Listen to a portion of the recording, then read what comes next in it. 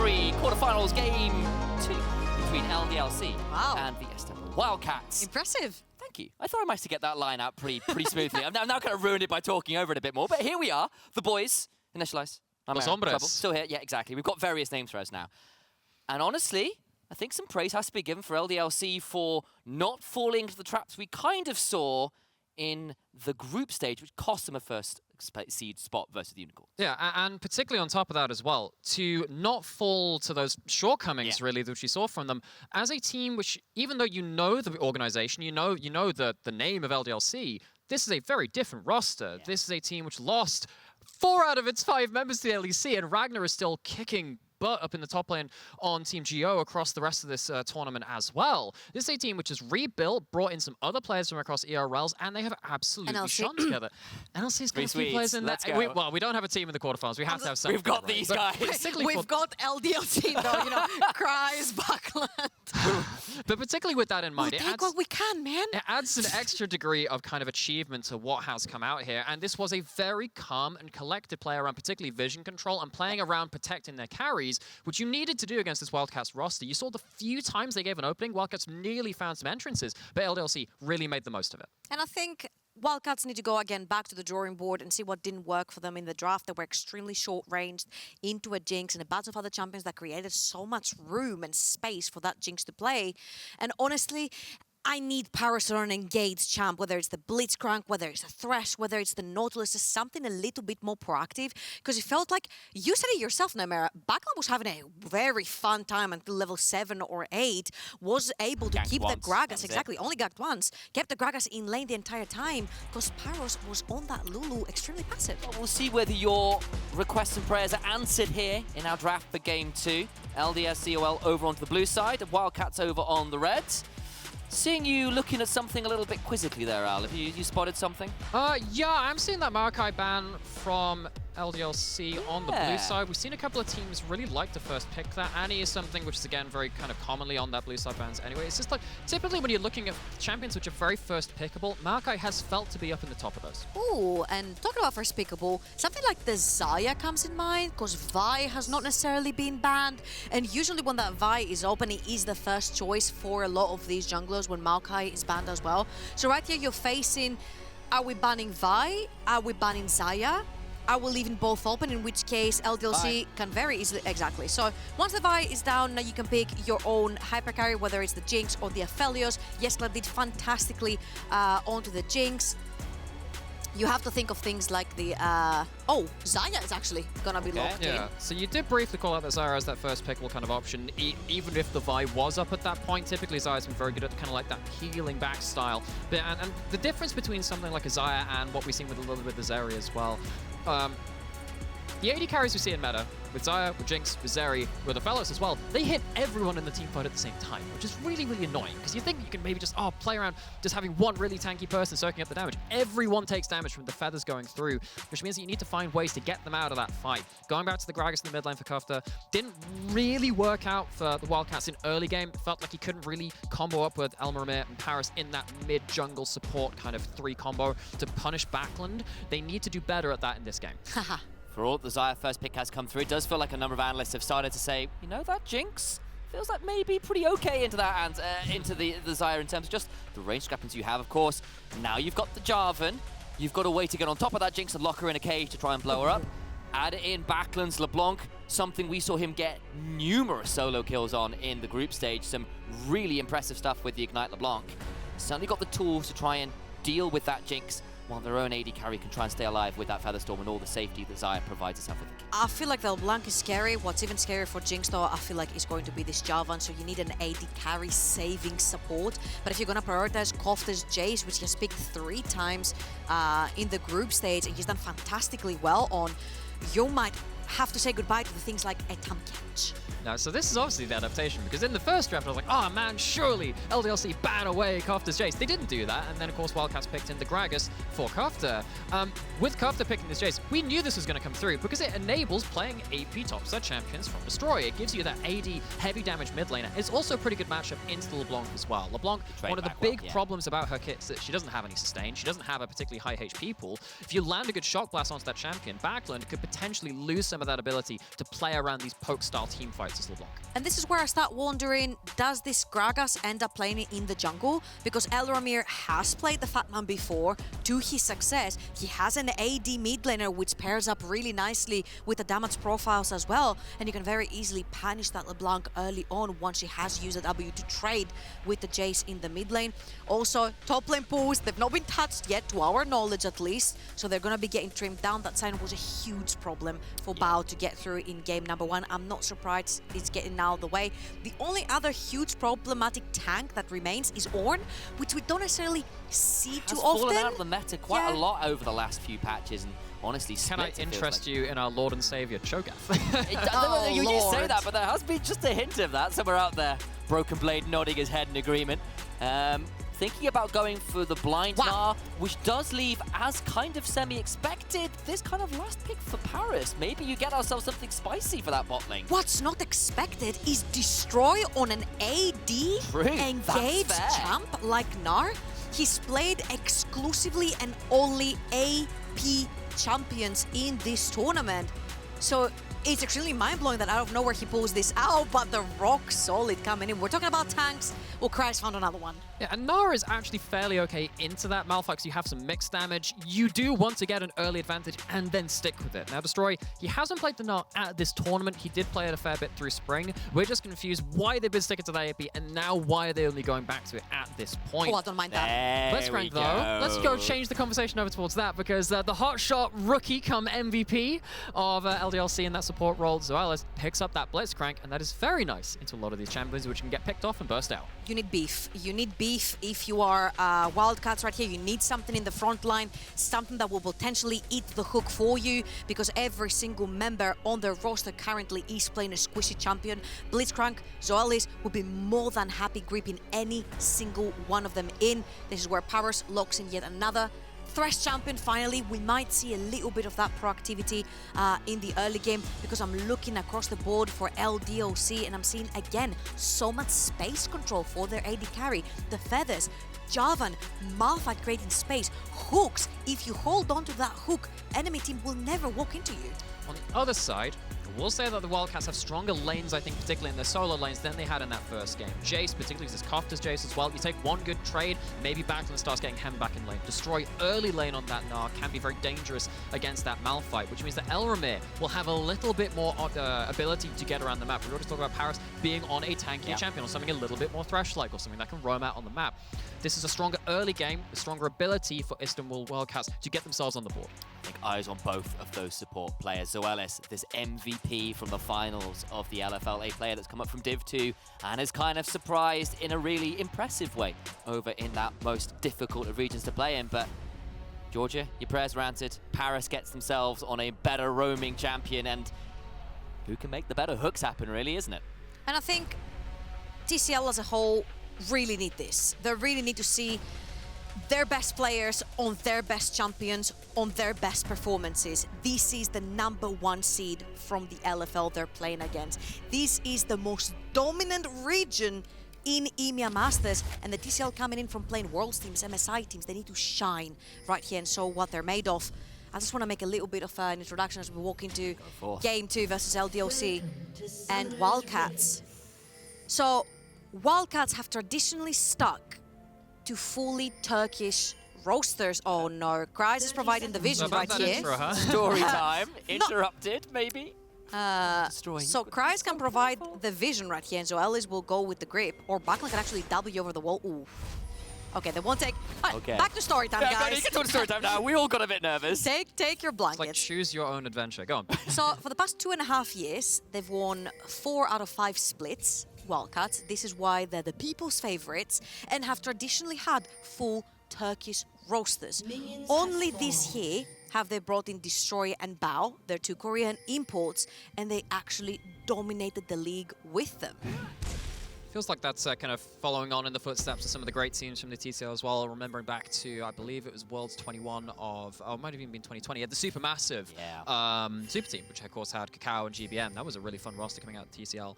Of course, dealt Mad Lions a bit of a harsh blow in that best of 5 series. They knocked out the EU seed from the play-in stage of that Worlds. TCL, they have themselves a great history stretching back through the annals of league history.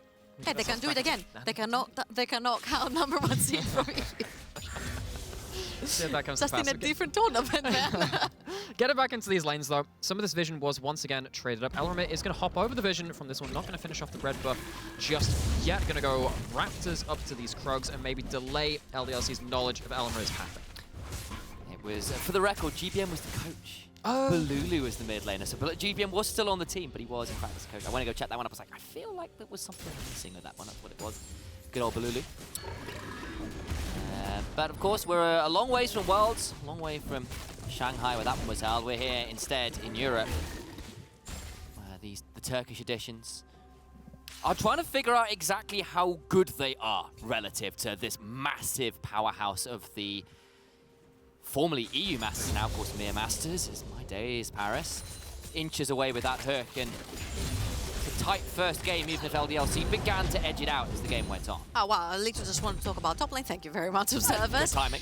I'm gonna fall back to a point that EMEA made in the very beginning. It's like, Gnar is fine into Malphite early on, can bully him a little bit around, can shove in the lane, but can you get far enough ahead for the Gnar to be able to carry or solo the lane later on a side lane and become a nuisance? Because right now, Kryze has been sacrificing his laning phase, his stats, his carrying potential to play whatever tank his team needs, and he's been doing it so successfully.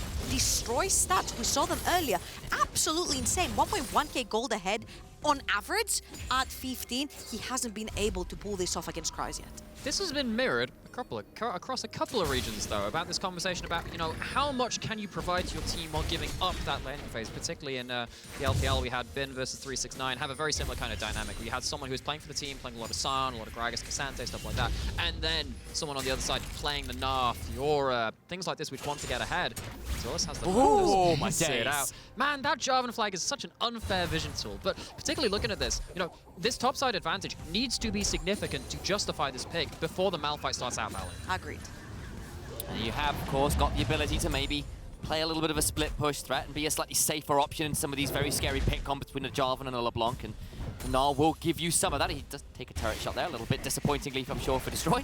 But we'll be fine for now. Look to reset now, I imagine, within the near future as Elramir is coming on down here, looking to claim the Skull Crab. Too much more to be found, though. Yeah, they're gonna. He's gonna actually get both the Skull Crabs in both rivers, trying to keep both the.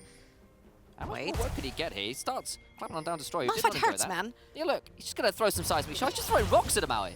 That's very rude. Okay, I don't think Destroy's living in glass houses. His comment was not up. I think if his comment was up, you just flash E and just insta-kill him. I was beginning to wonder that, actually, yeah. Malphite is one of these champions that you don't think he does damage until he starts hitting you with the W, the about W, and then you just flop. And especially when you're in mini Gnar form, where your defenses are not as big as when you're in mega Gnar form. Now, the point that I wanted to make when we talked about a split pushing and not getting far ahead is that on the side of Wildcats, you do have split pushers if you want to.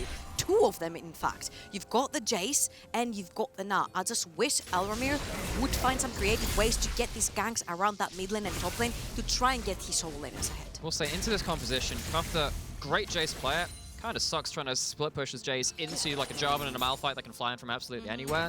So it's going to be, that's a good hook There's trade. our first one of the day. We're going to see a lot of damage come down on the Parus, but Elramir is here to buy some space, force the flash out of Jeskla. Elramir uses his flash as well, but that will be the summoner advantage thus far to the side of LDL. That's a flash. Okay, this is Parus though. Just like spot a bother, flash forward from Backlund to get onto Parus, who now can't get any further. For once, the Nautilus hitbox goes against the deep sea diver. He goes down to first blood to Backlund. I think he ended up holding onto that flash too long. I think you got to flash to the other side of that blast cone and use that for an extra bit of space. Now Kofte's going to get caught up in the mid jungle and river. Damage comes on through. Kofte now flashing out as well, and there's just nowhere to go. The mid jungle of LDLC, the moment you ask for it, it starts to come off. Oh man. It goes wide. Remember, there's no way out. The chopper's behind. Zoelys in danger. This might be a kill back. Finally, flash from Zoelys for the rocket punch. Trying to get the trades back. No way! Jeskla gets that one finally. Elramir will trade it back, but it should never have been a 1-for-1. Zoelys How did he do it? Honestly, it's disaster across the board. Macro disaster, micro disaster from the side of Wildcats. And we mentioned it how Wildcats, even though they don't necessarily engage in these type of situations to hand check you, if LDLC throw their bodies at them, they will. And so far, LDLC have been hand checking Wildcats. Kofte has no business knowing Jarvan is still on the bot side river, walking in to try and place a ward in that pixel brush. Zoelys right there tries his luck and he has to walk around, but a fantastic play by Jeskla right here to pull all 3 of his feathers onto Bao and kill him, which means that the kill then ends up going to the Gragas. It's not that big of a deal. And again, Wildcats, many question mark pings all across the board. Particularly because the Wildcats really wanted to get some leads, particularly in their solo lanes going into mid-game. Something like that Jayce uses their lead very, very well, but suddenly you've got Kofte is behind. You've got Backlund, who is ahead on his LeBlanc. We knew him as the NLC champion from last summer on Dusty. He has always been a wonderful snowball mid laner. Picked up the Dark Seal as well if he wants to snowball even harder with that in mind. He might. Wildcats, they might be in another position where they're going to have to fight from behind and look for some ingenious plays. Right on the Hex Flashes! This time Zoelys has jumped. Elramir's around. Does end up on the wrong side of two chompers. Rocket grab goes wide. And everyone stays alive. That one got very interesting with some use of the Hex Flashes there. I actually thought that we were going to Hex Flash over yes! the wall. Yes! To the opposite sides of the wall. But yeah, I agree with you, Namira. I feel like Backlund has been in general a rock as a mid laner, especially when he gets ahead in his own Rock in the picks. top lane. Does it beat the Scissors of Destroy, though? Or this Boomerang count as an additional ability in that particular game? Flash forward for a seismic shot! Bring on the clap! And they'll bring down Destroy in the top lane. Oh, and while this was going on, Elramir tried another gank in the mid lane. It didn't work onto the LeBlanc, but LDLC reply with yet another one of their own. I think it's disaster across the board. Elramir and I feel Wildcats are trying so hard to force individual plays. We praised how good they are when Parus links up to them, and right now he's made his move on the map. Let's see if they can turn this around. Yeah, and Zoelys isn't currently here, so he wouldn't be able to answer Backlund. They don't know he's there. He's giving battle ward information right now. Jump up to Kofte. Get some damage onto Kofte, but nothing too much more to be found. And that mid-jungle support of Wildcats has been such a core component of their success of late. Not mind too much so far this game. You got for me, Al? You seem to have noticed something. Yes. What I've noticed across the board here is, well, Zoelys is back in the map now. Oh, we just don't have time because Backlund is finding chain after chain. He's looking to lock Parus on down. The turnaround, though, is not bad. Maybe they can get that trade. Make it a 1-for-1. Both supports fall down. Cast back into the rocket. Not quite enough for the execute, but a final order from Jayce gets the shutdown. You know what I was going to point out? The fact that LDLC had leads absolutely everywhere on the map. It wasn't as though cross maps are coming in from the Wildcats. And now suddenly with that play through Kofte's Jayce, importantly as well, you've got a little bit of gold back. Elramir going to be an AP burst threat from that Gragas too. How did this come to be though? Let's go into a replay for it. This is after Backlund had kind of been battle warding a little bit around towards his top side, but Wildcats knew that they had the first support roam. They kind of disrespected the fact that Zoelys would be there first. The problem here is just the overstep afterwards. I actually think LDLC are in a pretty good position. They could have left this after the first couple of chains left, but as we know, both these teams do quite like to stick around and try and just mechanically check their opponents. Just so people don't go full wow, no matter where that cast had landed, he would have hit the rocket because it was at the right angle. Oh! No matter where we go, there's just fighting in the bot lane. Parus has to blow the flash. Bao's got the ghost down, but running it down. But look at what at the back end of it. There's a flag and a drag, but will he drag them down to help? Cataclysm comes on through, but it's not the end of their life. Quite yet, flash, body slam, Cask gets a kill on Jeskla, and the turnaround counter gang is phenomenal from Elramir. Now White's in danger, does into the rocket grab, forces out the stopwatch. That's going to be blown for a little bit. Rocket goes wide, and it'll be a 1-for-1 in the end, I think. No one died. Remember how we commended LDLC for playing a slow and steady game, especially when they were winning every single lane? Yeah. Well, that's not the case. They're overextending, and actually Wildcats, for once this series, are hand-checking them. Elramir is there to return the ganks. Bao is baiting out hooks and summoners, and if we see this again, Zoelys is going to hex slash over and hooks a minion. A lot of back and forth in this particular one onto the supports, right? This is so important. The supports are the ones that end up getting super low, and they're both big chunky boys, the Blitzcrank and the Nautilus. But right here, White sees his chance super low in the bot lane. Elramir, for once, is there for the counter gank. And then a very funny turn of events with the dominance of the back and forth of the hooks. No, don't speak. We don't have time for story time.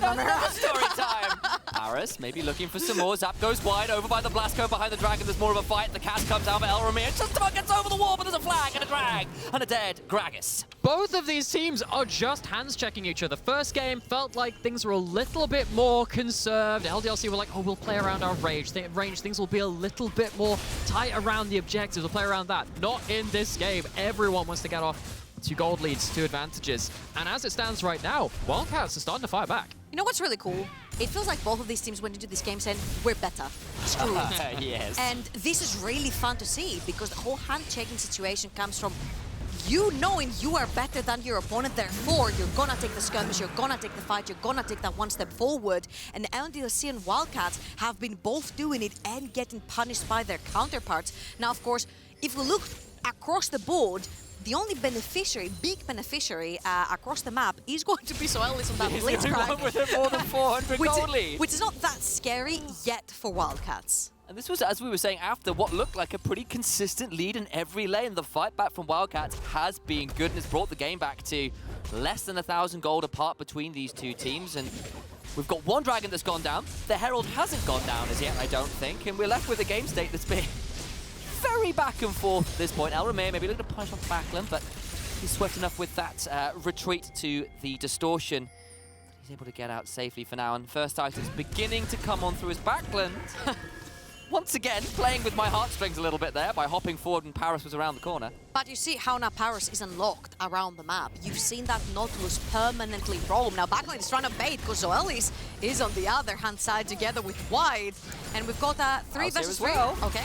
Bow's in the back, Yes, getting on the 3v4. That will be too much damage onto Parus though. The Cataclysm comes on down, but it's a trade of supports.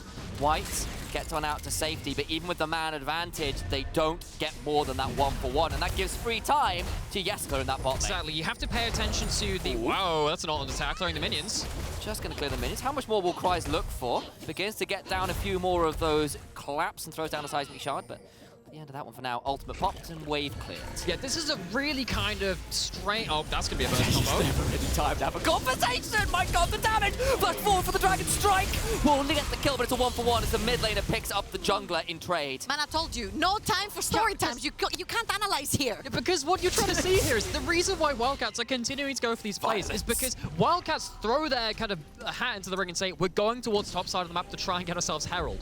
Now, obviously, Herald is still alive, so something's gone wrong there. And while all this is happening, a couple of plates go over to Jeskla. Wildcats understand if they are stood around and they're not getting advantages, they're losing out on the cross map. But as they keep buying into these fights, the fights go fairly evenly across this. So Jeskla picks up a couple from this bot side, sat alone here the entire time, is now 1,000 gold up. Yeah, and I would say in this particular fight as well, Jarvan does have his Mythic up and available, and Elramir did not have his, which means you do get that extra more HP plus the passive that's coming from the gold trigger. Keeping that Jarvan alive, that must lead to more to take the Gragas down, but it has been a handshake of kills so far. And finally, we have some beneficiaries that actually do damage in this game. It's not the Blitzcrank, guys. It's going to be Kofte's Jayce. Have you hit by an Everfrost Blitzcrank before? So this building. Thankfully not. It's coming this game. Here Well, we go. Talking about Kofte's Jayce, why I was very surprised when we went into this draft in this particular series is that LDLC have perma-banned Jayce. You know what? Not time for talking, there's no Every time story time begins, we get action instead. We pick the wrong genre of movie. Bao gets a kill onto White, who is seeing grey. I like Black mark thrillers. on his records. Now, we made a little bit of a joke about Parus and Troy and Hector. I'm sorry if anyone doesn't know Greek history. We're seeing another tragedy towards the top side again. Oh wait, that was Greek history? Now I get it. It's your mythology! Destroy at the top side. Having his health bar kind of wrecked out. His Kryze once again using that ultimate to trade very heavily onto his top lane opponent. Yeah. Georgia. Okay, in my Oh defense, No, not again. Screw it. Every time we try to No stop. defense. Every time. It's another fight that begins in this bot lane. This time Kofte coming on down. The cast onto Zoelys. Does throw out the rocket grab, trying to trade it back for Jeskla, who will make it the 1-for-1. There's a chance of a dive here, actually. Seeing who's on the respond, no, it does look like Backlund and White are coming down towards this boss, and they will be here in time. But particularly looking at Kofte's damage at this point. As soon as that Eclipse comes in, to be very, very careful taking fights around this Jayce. Despite the 3 kills on Backlund, he's now behind a significant amount of gold on this Jayce. And as we said, doesn't have a pretty decent matchup into the LeBlanc if things go well for them early game. Trades pretty heavily though, does Backlund, looking to make sure that he can show he does damage as well. 3 1-on-1 versus 4 1-on-1. That mid lane matchup tight as anything, but we've got a replay on our hands. Yeah, so we have a lot of champions in this game, folks. They're quite low cooldown ultimates and very good CC abilities that are versatile on them on their regular abilities. Zoelys, of course, kind of sat here in a bit of an awkward spot. Knows he can't really flash too early because there's too much threat from that Gragas pullback. Kofte, for one of the first times, though, is first to the play. Important note there. Really have to see which of these mid laners is out on the map first. What was really cool was also that Elramir had pre-ulted the entire choke, so Blitzcrank would either get knocked back to them or stuck on a wall, depending on what direction he chose to flash. So there was really no way out for the Blitzcrank to get out. Really nice reactions right there from Elramir onto the Gragas. Oh my god. That has been a lot. It does feel a little bit like we're kind of like playing sort of survival horror this time. You walk into any bush, there's some enemy there waiting to surprise you. Jump scares abound this game. What Joko's going to make is that it's kind of like, if we're talking about Greek history, it's a little bit Roman in this one, Titus Andronicus, play with them. I think it's like 5.1. It's 5.1 atrocities an act. Pretty bad. And in this one, looking at the kills per minute, you know what? We could probably match that at this point. We're on the Dragon. Boy. The last murder to victim in this one. Hook's going wide. Wildcats on the Dragon first. That play was a tragedy. The question is for who? Dragon goes down to Wildcats, and we're left with a game state that is 100 gold apart. Dragons are even. Hell, that gold's not even 100 apart at this point. Anyone's game to take at this point. Honestly, pretty good decision making right there, since the hook doesn't hit and sees destroy on the Gnar is then. He was just about to turn into Mega Gnar. You definitely do not want to be fighting into a Mega Gnar in the pit. So it's okay. 1 for 1, LDLC, let go. Honestly, we have to commend teams when they play aggressive, but we also have to commend teams when they know when to pull their finger off the trigger, right? And LDLC right there had already made the call. Let them have that one. We don't want to team fight this. We'll take the Herald instead and open up another lane. Yeah, I think that's kind of the story between Game 1 and Game 2. Game 1 was actually particularly for LDLC about when they didn't have to pull the trigger. They knew that they were, you know, if they were too aggressive, maybe that works against them. In this game, I think both these teams, they have the tools to fight early. When you have a LeBlanc with early gold, of course, that's something you can do with the Gragas jungle. Of course, very early burst as well, particularly with the Night Halves to build. Jinx does not manage to steal that objective, so Herald goes over to LDLC. I would imagine that flies into that mid lane outer turret. Mid lane outer turret, of course, very, very important for mid-game vision control. Is that 1920s inspired Jinx? It's a champagne supernova, goes flying across the top of it. Celebrating the You know why you do. You know what? Ah, Sam, never change. Never change. Occasionally I have moments like that, and I do get my brother as Parus comes on through on a bow, who did have to flash on out of that one. Did not enjoy having to burn the sun. Your Shimmer is like an oasis in the desert. Oh, really? There's the references. We come back to us so disgusted with our jokes that they have to come and look at the face of crime against She's humor. upset. She's stuck in between, so she had to deal with it kind of just going across the top of her. It's not great. You guys know why I didn't realize you were talking about Paris? Why? Because his name is Paris, and it's not Troy, it's Tria. Of course. In Greek, so it's very difficult when you've known. Yeah, exactly. When you've known something one way for so long, it's just so difficult, man. It does look like we've got a slight issue in game. When we hear word, by the way, guys, we will let you know. But for now, it does give us a little bit of space to discuss the game, because obviously we've had no time for story time in game because everyone has been throwing hooks left, right, and center. There's been Gragas cast. The whole shebang. There's so much CC in this game, man. You've tried so many times to start something, so I'm going to give you a little bit of space to try now that the gameplay's not actually happening. Yeah, absolutely. I'm just loving that Wildcats came in with their own identity in this particular game. They've got their engage through the jungle. They've got Parus in a more of an engaged kind of champion that can link up with the Gragas. There's so much to see between a Nautilus and a Gragas that you can actually put in place a LeBlanc and kill her off completely, as we will go back to say, we saw this before. Right, we saw this replay. I don't know what that minion did in a past life to Zoelys, but it must have been awful. that minion really taking things personally to Zoelys.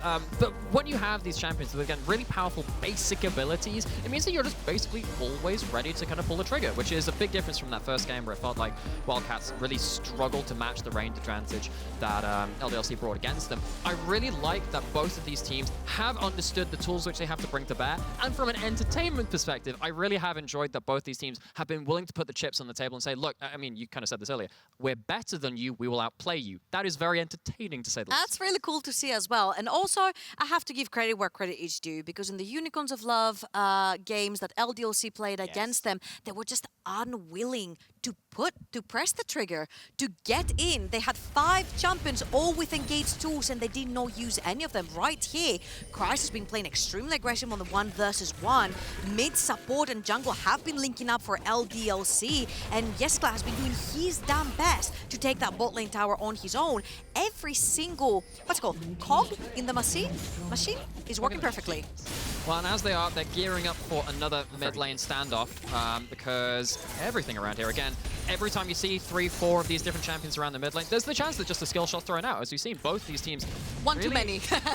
really want to start playing around this mid lane. That's a reset now stopped by Jeskla. That was ult cancelling that one. Does mean that, again, this tug of war in the mid lane, any advantage you can get can lead to big explosive moments later on. That's enough about gears and cogs. Perhaps more importantly, it'll be who's more clutch in these key moments coming in towards these objective fights. It's one apiece. And kind of before this series, we were kind of aware that both these teams were very willing to throw down our objectives. Both have been very good about setting up for control, but when both teams are good at doing that, and both teams are willing to fight regardless, you kind of have got to start considering who's the one who actually wins that vision game. Is this a clutch involved, or are we on automatic at this point? Oh, So it feels like every time things are off cooldown, it's a straight end there, time after time. And it's actually going to get even worse, because now that both the bot lane tier 1s are gone, both AD carries and supports are going to be hovering around mid lane. And guess who it's easier for to have access to that mid lane? The side lanes. So everyone and their moms and their dogs is going to be playing around Fog of War.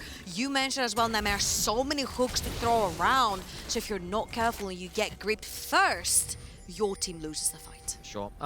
If those first round of cooldowns don't land in a hook, though, look at the 2 items from Jayce. You try again. You do try again, but the thing is, though, before you get to try again, maybe Kofte starts blowing off half your HP bar as well, because he's got 2 items, currently teleporting back towards his mid lane in a turret to try and defend the outer.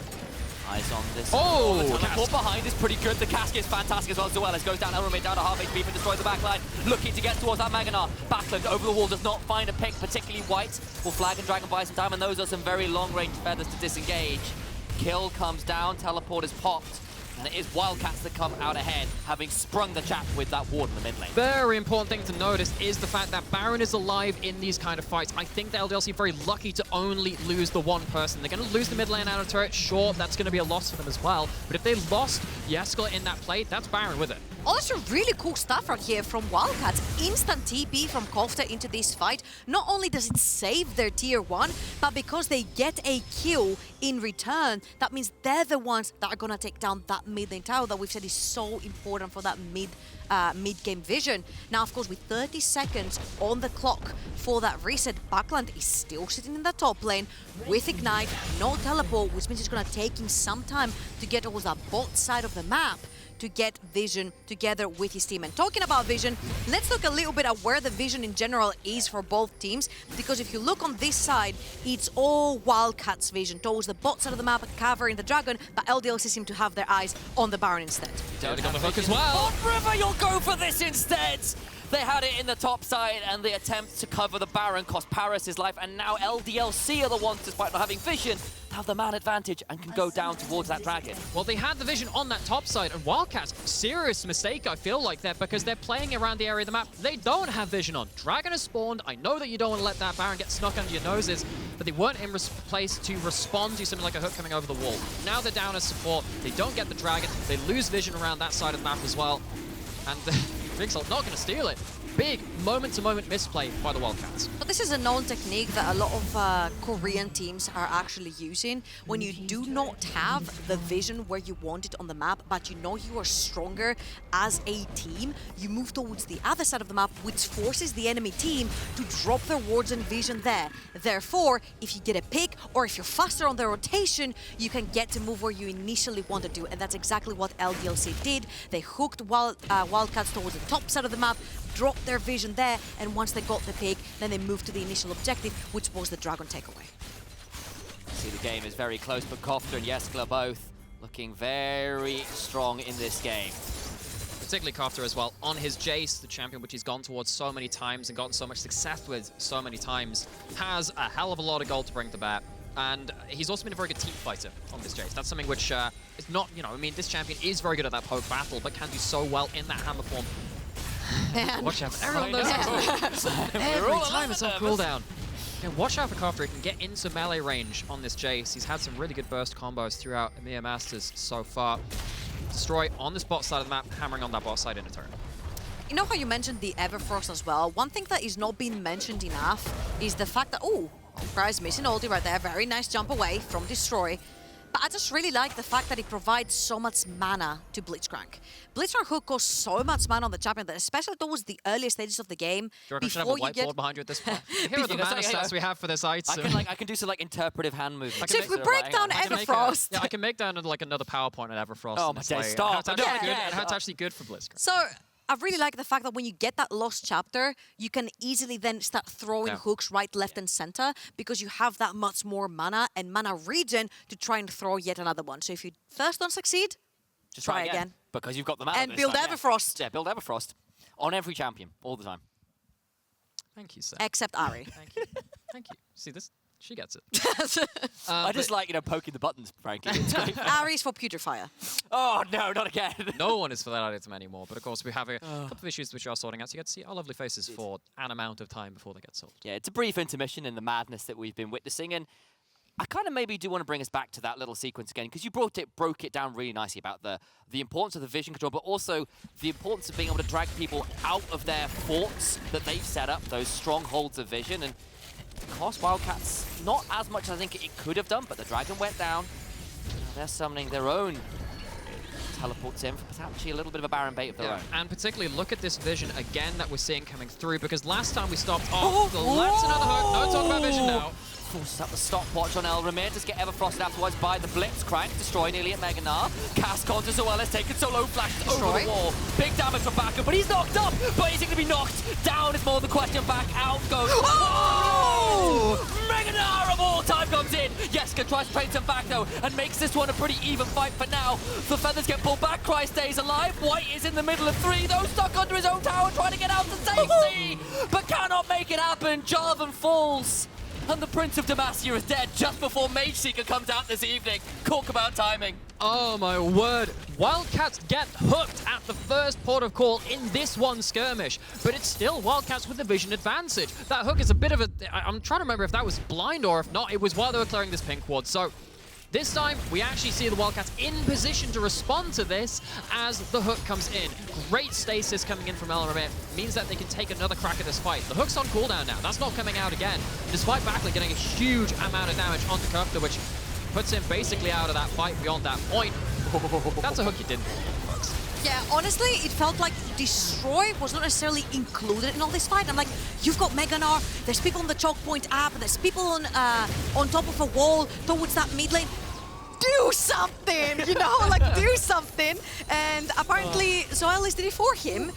He landed the Gnar, and I think this was the reason why the teamfight was won from Wildcats. Because even though I have been a huge fan of Destroy and what he can do on these AP carries, I haven't necessarily been blown away by his performance on the Gnar so far. And it felt like there, especially in this fight, it was a little bit confusing. Do I play in the choke point? Do I play in the mid lane? But let's see what the future of this game can bring, because he might land a huge one and shut me up. And in fairness, he's up that 1.8k gold. Yep. And again, it's into the Malphite. In some ways, that's sort of expected. But he's been threatened a little bit by Kryze, but he's survived mostly. Mostly with the one unfortunate death in lane, of course, did trade out in that last fight. But as this game goes on, and he's got that split push build, Backlund really feels like the only person who can consistently answer. And when you've got yourself a Jayce as well, your ability to play those side lanes with the double TPs does give you a bit more space, I feel, to play the map wide. Zoelys was almost in range of an enemy champion. Had to be a little bit careful there. But one of the big things we talked about early game was, hey, you've picked this Gnar pick. It's kind of meant to be a counter. It's like, it's okay into that Malphite. I mean, yes, the Malphite was picked to answer it. But we were thinking, hey, you've got to get a good enough... Oh, he's in range of a champion again. We're fighting. I took a moment to take a drink. He's dead. That was a bad idea. Zoelys gets a hook, but he regrets it immediately. 1-7 and 6. He's been involved with a lot of things this game, but not always positive. You know what's the unfun thing with playing hook champs? It's like the Lee syndrome. You see champion, you want to hook champion, doesn't matter if it's the Gnar and kills your entire team. You've gone to a fair, right, Giorgio? Or you've gone hooking, like it's like hook a duck, but you hook a crocodile instead. There's a fair around the Baron pit right now. Oh, watch White. He has a big angle for an engage here. He's off the vision. Use that blast clone to get all the way across. Cataclysm is available. Oh, hook and duck, but the prize is Baron and what a prize it could be. Destroy low from the Mega Gnar. He gets Jeskla. He's down, shuts down no less. Kofte comes bringing the skies down on top of Backlund. Your mid and your bot lane are dead. And now White must find the steal or the Baron is Wildcats. They don't know he's there. I think they realize he's still there. He has the smite, he has a flag drag, he does not Oh, I have think a they do. flash. Surely, They know he's around somewhere. Can they stop him though? He's going to be so difficult to deal with. He's not got a flash, but he's got a flag, a dragon, a dream, but he's going the other direction. There's just nowhere to go. Kofte throws out a shock blast, accelerated or not, it still does enough damage to bring White so desperately low, and his name is being renamed to Grey. A final hook brings him down to the depths. Wow, you did him dirty there. I mean, yeah. It was a good, come on, it was good phrasing. It was a I'll good take one. that. Sepia. Slightly more classy. We'll put it that way, reclaim it a little bit back, because at least LDLC are going to get themselves another dragon. It is the Chemtech Rift though, it's not going to be the be-all and end-all of Souls. It's not bad, still permanent buffs if you do end up getting it. It's not going to be game-ending, like in the same way that something like Hextech can be in many different ways. This is just after the Blitzcrank had kind of gone in without really having the tools to fight. And honestly, you would think that this is a mistake from Jeskla right there, but he gets hit by the cast and he's airborne.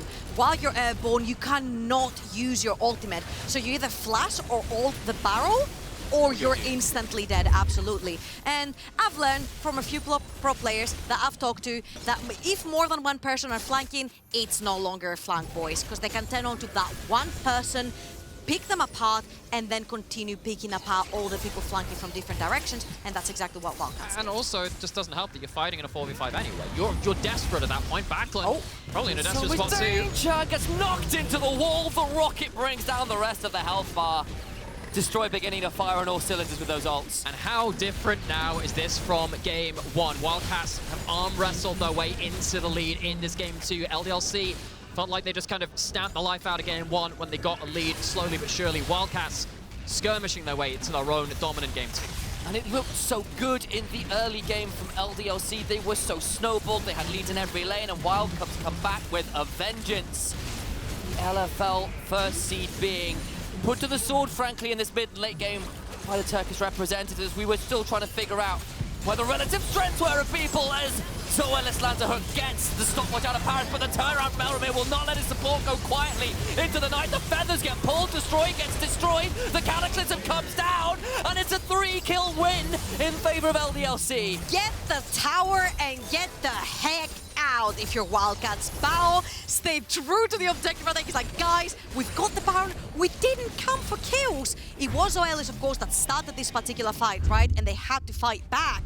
But Bao stayed true to the objective, which was the tower. Lost a few teammates. Objective done. This is the thing, right? I feel like Wildcats, they don't necessarily choose to take that first fight. They're just trying to bail out after the first one. I do see a Mega Gnar in the inhibitor. Well, I mean, the thing is, if you get that ult onto Jeskla, we saw what happens as soon as he gets ult. It's 100-0. It's trying to just kind of check Jeskla on the reaction timing. Sadly, does not win that track for the side of Wildcats, but Jeskla, of course, wasn't airborne that time. Could actually react. Ends up pulling that out, and Jeskla, absolutely no stranger to late game team fights, is the only person with a semblance of a gold lead on LDLC. You can see what happens when you don't get that dive onto that Xayah. Jeskla a player, particularly in that first round robin, who was putting up some obscene damage numbers, over 1,000 DPM in the first round robin. Kind of fell off towards the second when LDLC sort of fell into some of those passive habits we were lamenting in the end of group station. They certainly not passive. Surely not this game. Exactly. But Jeskla 5-2 in tow, 4 items complete, including that rapid fire to try and help with some of the range problems he runs into with some of those very snap engage, the dangers of that snap engage. There we go, slightly better phrased. Certainly in position to put up those damage numbers again this fight. I just feel like in this particular game, if you're LDOC and you've got very conditional damage, LeBlanc is an assassin. She wants to find her target. If she doesn't, she's got to wait for all the cooldowns again until she tries again. Kryze is on a tank. White is on a Jarvan. Your only consistent damage that you have is a Xayah. And Jinx is just better at hyper carrying at this stage of the game. So if you snowball the early game and you're LDOC and you fall into this habit of every hook is a good hook and you keep following it up, you start losing that lead. That would have been a great hook. I know it's not quite enough for the turn for Parus. This is how you do it better. But it didn't hit. No, it didn't. No, it didn't. And it has felt like the angel on the shoulder of Zoelys has been taken out back a little bit in this one. He's basically been trying to go. I think it was that minion, man. Maybe it was that maybe it was. Maybe you can The Trojan minion brings down the city of Parus is betrayed by a Trojan minion, I tell you. There's a reference, and we're going to go into another inhibitor turret siege this time, though. They don't dive too deep this time. They clear the inhibitor, and there's really much more to be done. 5v4 prevents too much follow-up from LDLC. They'll lose the second inhibitor in mid lane. Backlund steps forward, but again, it's incidental poke as White gets hurt and Parus goes forwards again. Nothing to be done as yet. The turnaround is decent, but that is still on to destroy. Just gets to hop out of the base. They can't secure the kill. It is all about these snap skill shots. It has been the entire game. A little earlier, it felt like LDLC, as you said, were giving as good as they got. Really not been the case later on. Oh my god, White's gone again. Bao's unstoppable. On the other side, Jeskla pulled back in and goes down. Bao will not secure that one because it's Elramir hits the cask, and now the rest of LDLC are being routed to their own jungle. Kofte gets the killing spree, bringing down Backlund. Over the wall comes Bao, and the buns are being baked just beautifully this game by Wildcats. They get the ace. They can look to end the game and even up this series 1-1. That was so damn clever by Wildcats. You've got 20 seconds on Dragon, you've got 1 minute on Baron, and you've just cleared up the entire base of your enemies. What do you usually do? You reset! They did not! They sat in the jungle and expected LDLC to check on them. Just that, and they've not just reset on that game, they've reset the series. It's 1-1. It's a glorified best of 3 now to decide who wins it all.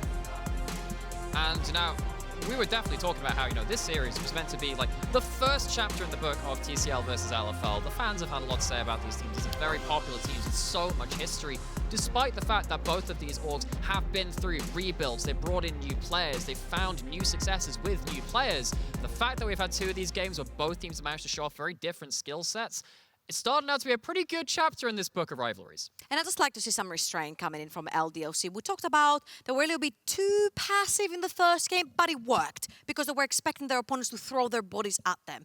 In this particular one, they had to take care of that early game, get their leads ahead. They did, but then they overreached and they got punished. Their hands got instantly slapped. So you just need to find that perfect median where you get ahead, you try and stay ahead. Not every hook is a good hook, guys. Not every hook is a good hook, but this is a great toss because we're going to the analyst desk. See you after this.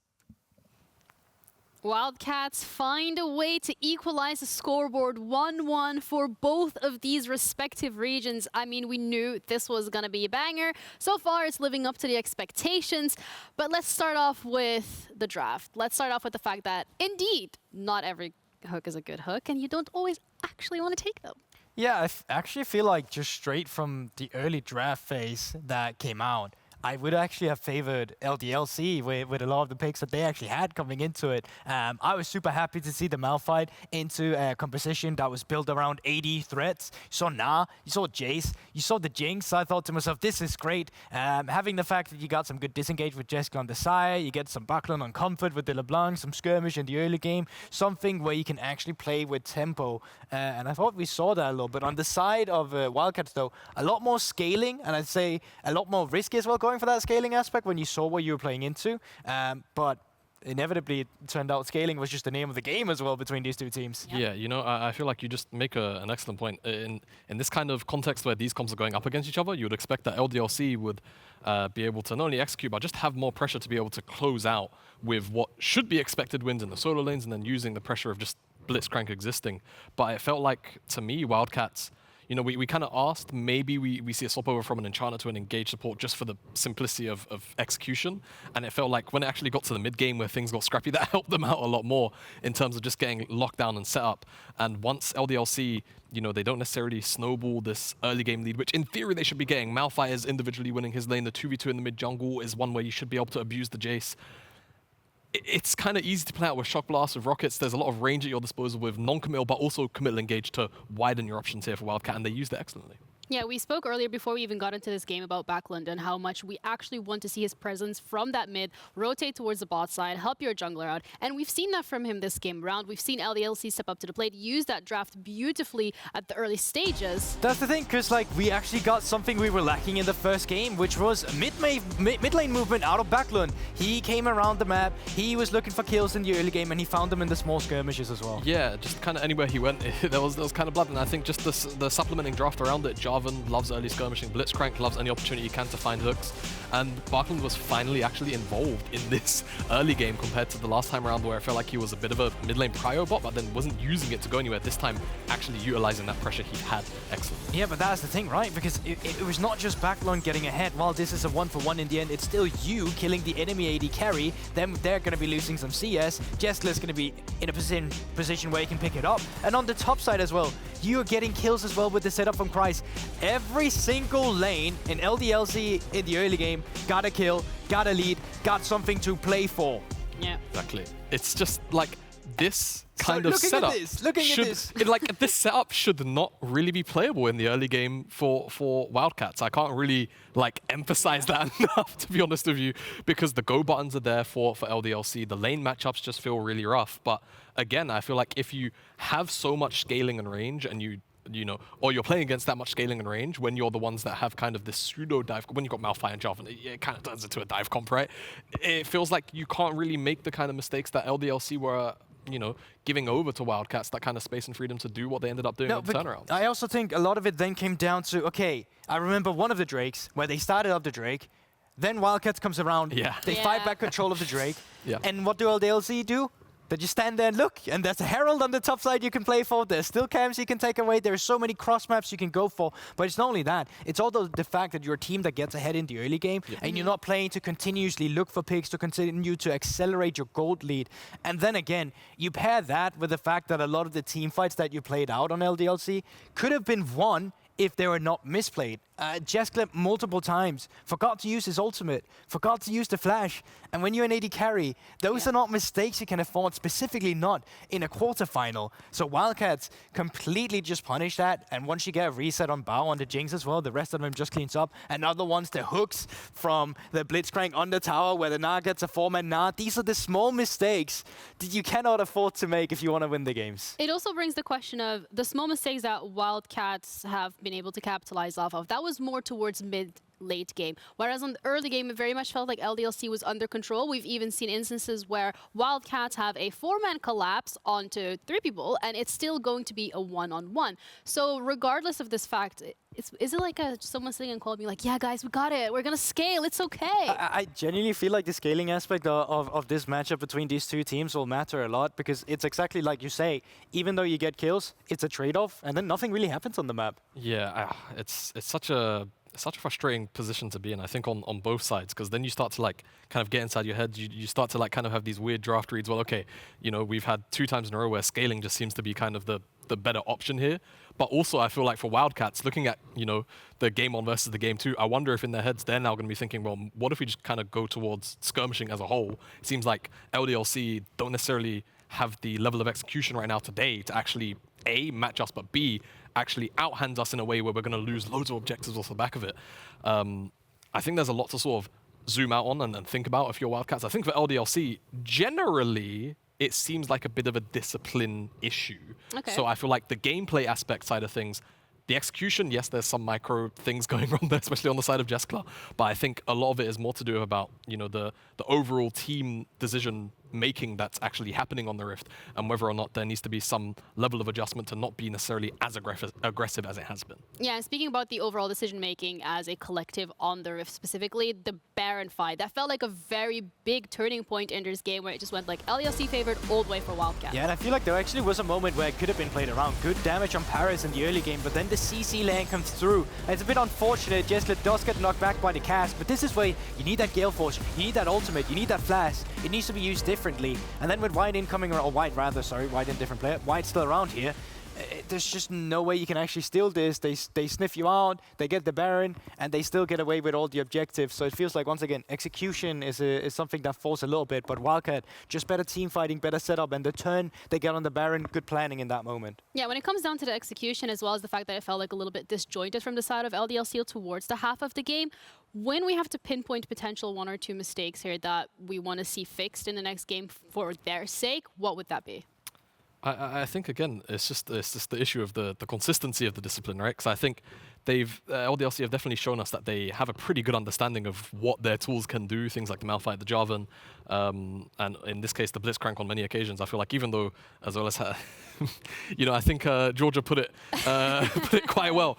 C champion, hook champion, sometimes it's a bit of Lee Sin syndrome. You have to kind of know when to hold it and when to actually send it, because once the rocket grab's out, that's it. If you don't actually hit a target, you're not really much a champion. So I think it's more an issue of discipline and just finding that consistent ground of, okay, do we have all of the information available to us to make this call? Is it a good call with what we know, and not just kind of full sending it off a timer? Right? I feel like that was the kind of what Wildcats wanted to do in this weird sense. This time for LDLC, it had to be about actually recognizing when that window was open and when it was closed. Yeah, and I agree with that sentiment. I think as well, just looking, I think actually first and second Herald really important for these two teams, because if you're the one who gets a gold lead in the early game, or if you're the team that actually breaks open the mid lane tower in the beginning and can make plays of that, it becomes so much easier, because both teams, even with Herald, really struggle to take care of the outer turrets, and LDLC specifically really struggled with actually accelerating their gold lead. So I think if you're Wildcats, you have identified the mistakes here, and you can go for the same kind of pace. If you're LDLC, I think you need to acknowledge that, hey, our early game is actually quite good in both games. We've had moments where we can get ahead, but the mid game, we really need to figure out how we want to press our advantages, because if we don't, then Wildcats are going to be just fine sitting on their old reliable and just sitting on scaling aspect of it. Yeah, the scaling aspect in terms of the draft is what we've seen already, so I wouldn't be surprised if we see it coming into Game 3. But that mid-turning point for the game, what is it exactly that you're expecting from LDLC to do? Because once the scaling comp locks in for Wildcats, it's getting a little rough. So there's one thing. Let's take the comp specifically we just had to make it easier to actually identify, right? Because when they fell behind, as they did in the early game, once again, Malphite into triple members with AD. Gragas really the only one who is going to do that AP damage. If you start just sacrificing waves and grouping up with Malphite earlier, taking objective, being first there, actually punishing a Jinx, while you also have the threat of a Blitzcrank, will you have the threat of a LeBlanc looking for the pick potential? Those are the things you're looking at. But I think if you let Wildcats come back, Wildcats set up first, them have a man advantage, suddenly, even though they're down in the gold in the beginning, you're letting them find even. So it's about, you say discipline as well, I think it's also about looking for the right movements at time on the map as a team before you actually then start to send it. Yeah, and also I have this other sentiment, which I feel like a lot of teams are starting to conform to as well. I think it's just pick Jinx. Yeah, honestly. I think Jinx is just a better carry. For me, the Gragas and the Jayce, yeah, I mean, for me, I think the read from LDLC as to why they went towards the Xayah is, a lot of the engaged junglers are down. They also ended up taking the Jarvan because they understood that, Jinx was there. She can be vulnerable to that pick. But I feel like Jinx just offers you a little bit more, and is generally got quite a few more additional pairings that you can actually put with her in order for her to just kind of thrive. Gorborg shaking his head. The only reason, let's say it how it is. All right, go on. Jinx is just straight up better in this scenario. Vi was banned, Seju was banned, Malphite, Maokai not available. Like, I'm just saying, if you need to lock in a hyper carry, that would have been the time right there. What Gorborg is saying is, I'm being very generous in the way that I'm breaking this one down. Because I feel like Jinx just offers you more in the damage department, also just generally a bit of a safer lane matchup into a lot of the AD carries right now. I think that Xayah, yes, potentially one-to-one, actually, in terms of into what Wildcats have been running, is maybe a stronger answer contextually in this draft, but I feel like, or in this series rather, but I think the champion is just a lot stronger overall than it needs to probably be prioritized a little bit more. I'm not saying it's necessarily a band-aid, but in scrappy games, Jinx loves to take over and turn things around. I don't necessarily think either that's like, whoa, this is the thing that makes or break the game, because it's quite clear, even with whatever draft you go with, it's an in-game decision thing. It's an execution thing. That is the thing that's leaving the biggest impact in the end of the day. I think the scaling draft just allows ease of execution in terms of you can make mistakes and then have something to rely on later. Well, execution and late-game draft seems to be the theme here for the first quarterfinals at EMEA Masters. Whether or not one of these teams is going to be heading into Elite, that's obviously going to be the case. But if you want to find out which one, stay tuned. We're going to be back after the break.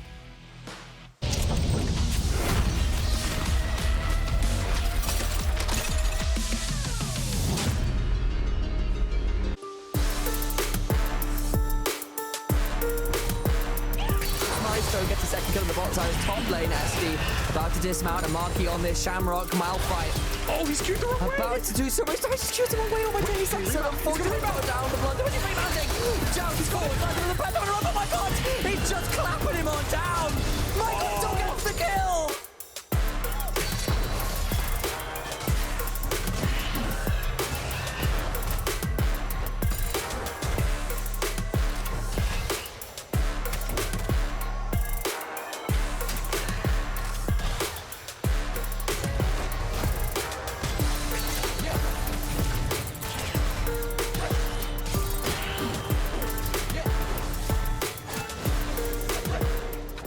You're gonna make it! You're gonna make it, dude! Come on! Work with me here! Work with me! We're nearly there! We're nearly there! Come on, let's go! Oh, Trev. Help. Mark, you've done too much, dude. What can I get you? Get me that.